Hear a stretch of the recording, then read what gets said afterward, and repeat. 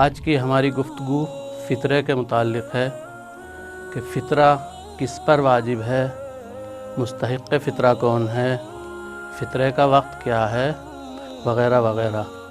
اس میں سے جو اہم چیزیں ہیں ان کا تذکرہ کرنا مناسب سمجھتا ہوں۔ سب سے پہلا سوال یہ ہے کہ فطرہ کون کس کا دے گا؟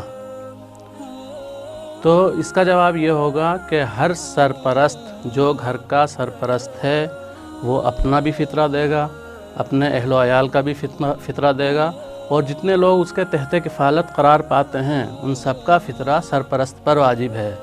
مثلا ایک مہمان آ جاتا ہے تو مہمان کا فطرہ بھی اسی پر واجب ہے، یا مثلا اس کے غلام ہیں، کنیزیں ہیں، ان سب کا فطرہ اسی سرپرست پر واجب ہے۔ اب یہ ہے کہ سوال یہاں یہ ہوتا ہے کہ فطرہ کیسے شخص پر واجب ہے؟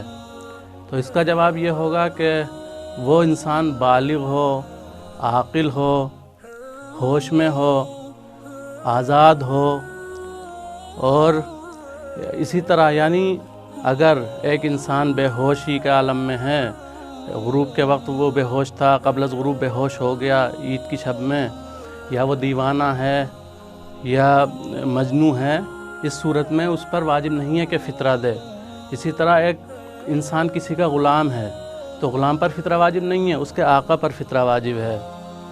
اور اسی طرح بچہ فطرہ نہیں دے گا بلکہ اس کا باپ فطرہ دے گا جو اس کا سرپرست ہے۔ اب ایک سوال یہ ہے کہ فطرہ کتنا دیا جائے، فطرے کی مقدار کتنی ہونی چاہیے؟ تو بیان کیا جاتا ہے کہ فطرہ 1 صاع ہونا چاہیے۔ 1 صاع کا مطلب ہوتا ہے تقریباً 3 کلو۔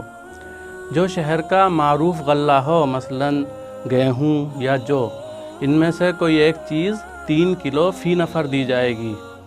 اور اس کے لیے ایک شرط یہ بھی ہے کہ فطرہ ایک ہی جنس سے دیا جائے، یعنی اگر آپ گیہوں دے رہے ہیں 3 کلو تو 3 کلو گیہوں ہی دینا ہے، یہ نہیں کہ 1.5 کلو گیہوں دیں اور 1.5 کلو جو، بلکہ اگر جو دے رہے ہیں تو 3 کلو جو دیجئے ایک نفر کا فطرہ، یا اگر گیہوں دے رہے ہیں تو پورے گیہوں دیجئے۔ اب ایک سوال یہ بھی ہوتا ہے کہ مہمان کا فطرہ بھی واجب ہے، تو کون سے مہمان کا فطرہ واجب ہے میزبان پر؟ 2 طریقے کے مہمان ہوتے ہیں۔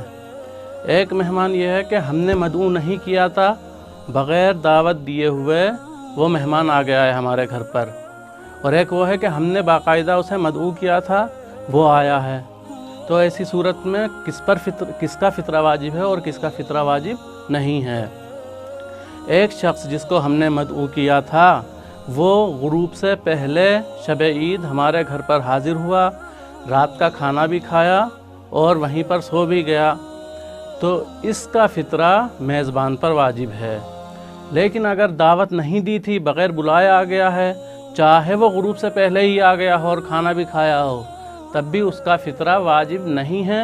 ہاں، احتیاط مستحب کی بنا پر اس کا فطرہ دے سکتے ہیں، واجب نہیں کہہ سکتے۔ اب مستحق فطرہ کون ہے؟ مستحق فطرہ میں بتایا جاتا ہے کہ بہتر یہ ہے کہ جس کو آپ فطرہ دے رہے ہیں وہ شیعہ اثنا عشری ہو، اور مستحق میں چند شرطیں ہیں۔ ایک شرط یہ ہے کہ وہ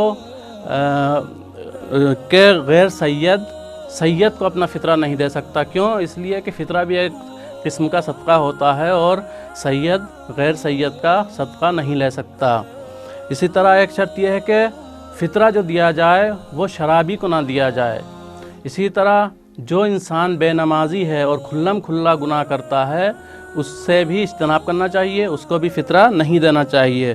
اور سب سے اہم شرط جو ہے فطرے میں وہ یہ ہے کہ مال حلال سے فطرہ دیا جائے گا، حرام مال سے فطرہ قابل قبول نہیں ہے۔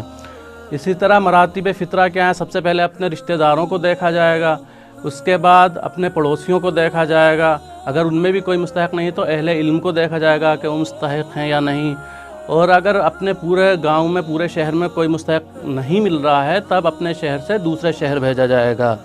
اور وقت فطرہ یہ ہے کہ آپ شب عید فطرہ نکال دیجئے، مستحق تک پہنچا دیجئے، کیونکہ اس کا سب سے جو وہ ہے، سب سے اہم چیز اس میں فطرے میں یہ ہے کہ غریب کے گھر بھی عید ہو جائے، لہٰذا آپ شب عید ہی نکال کر اس کا حق پہنچا دیجئے، یا اگر نہیں ہو سکا ہے تو نماز عید سے پہلے پہنچا دیجیے. اگر تب بھی ممکن نہیں ہو سکا ہے تو جتنا ممکن ہو جلدی سے جلدی نماز عید کے.